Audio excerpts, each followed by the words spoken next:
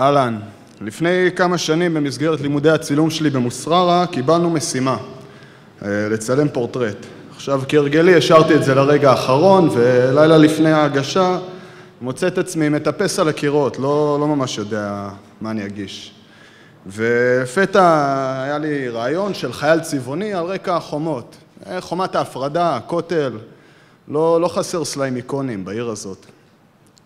ומצאתי את עצמי ב4 לפנות בוקר, מכין את הציוד לקראת פעילות. פעולה שאני מכיר טוב מאוד, אולי מדי.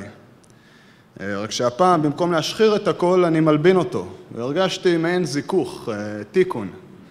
ב6 בבוקר, הערתי את שותף שלי, את יאיר, ויצאנו לכיוון שער שכם.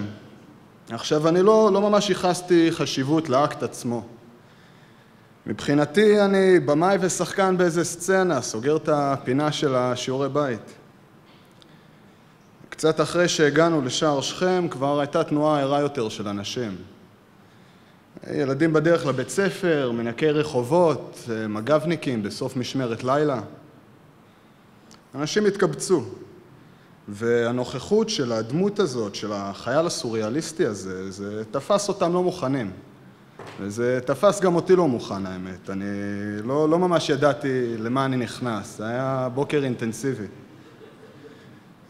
בעקבות ההתנסות הזאת, הבנתי שהצילום, בין אם זה וידאו או סטילס, הוא תוצר לוואי של לב העניין. וזה הפעולה עצמה והמקום שבה היא מתרחשת. במפגש הזה גיליתי את הערך של היציאה מהמרחב המוגן והמוכר אל הרחוב. ובמקום להפנות את השאלות פנימה, אני משתף אותם החוצה. אני יוזם שיח עם האנשים עמם אני חי. יש ערך עצום בעיניי במפגש הבלתי אמצעי הזה. גם אם כן מתקיימת מוניפולציה, המפגש עצמו הוא מאוד ראשוני, הוא לא מסונן. ההתמסרות והצלילה הטוטלית אל תוך המורכבות של המציאות מייצרת התמודדות באופן ישיר, הכי ישיר שיכול להיות. והקטע הבא שנראה יתקיים בחברון במסגרת המסע הלבן. בבקשה.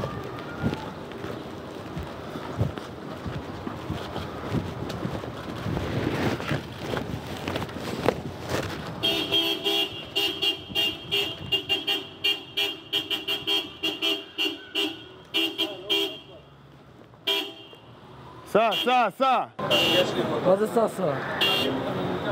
מה זה ססה? אני רוצה להבין מה זה ססה. 851, 911. מה זה ססה? 8.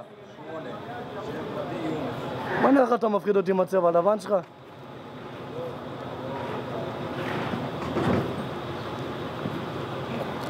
יש לך מזל שאין לי. מה קרה? מה הבעיה? אתה לא מבין. מה קרה? אני לא מבין. מה את חבר שלך. מה הבעיה איתה? לא יודע מה הבעיה איתו. מה קרה? למה? מה הבעיה? מה אתה מצלם? מה אתה מצלם? אני מסתכל עליי ככה. גיל ענף 9. מה העניין? אנחנו פה בפטרול. מה זה? אנחנו בפטרול פה. איזה פטרול? הבטחה. מה זה הדבר? את הגזרה. צעצעת למפתח? פניתי אליך? מה זה פניתי אליך? אל תפנה אליי. מה אתם עושים פה? מה, יש בעיה? מה הבעיה? אין בעיה. תגיד לי אתה, מה הבעיה? אתם עומדים לי פה, מפריעים לי בעבודה, ליד בידוקים, ליד העמדה, אני רוצה לדעת מה זה הדבר. אנחנו לא מתערבים לך בבידוק. אתה רשאי להמשיך. אתם מצלמים לי את הבידוק, אתם מצלמים לי פה, עומדים לי ליד העמדה. אני מבין שזה לא נוח לך, אנחנו לא נפריע לך בעבודה שלך, אל תפריע לנו בעבודה שלנו. רק צריך לדעת מה זה הדבר הזה. אמרתי לך, אני אגיד את זה שוב, אני אגיד את זה לאט כדי שתבין מהר. אנחנו פה בפטרול הבטחה של הגזרה. כן? איווה. תעלה מול הקודקוד שלך, תגיד לי מה הוא אומר. תקין? טוב, אתם יכולים להתקדם.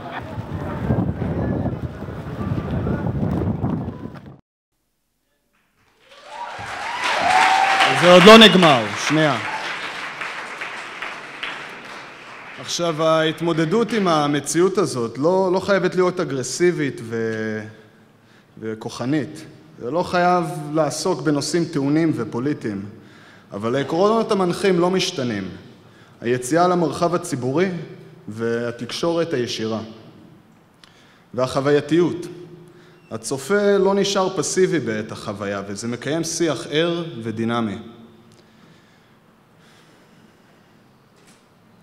יש הרבה צורות לבטא את העקרונות האלה, בין אם זה ריקוד של נחמני בכיכר העיר, או היאחזות זמנית במבנה אטום, כמו החבר'ה של בית ריק. זה יכול להיות גם גרם מדרגות פיראטי, כמו שמוסללה עשו. רובנו מורגלים לתפוס את המציאות דרך האג'נדה השחוקה של התקשורת המנוכרת.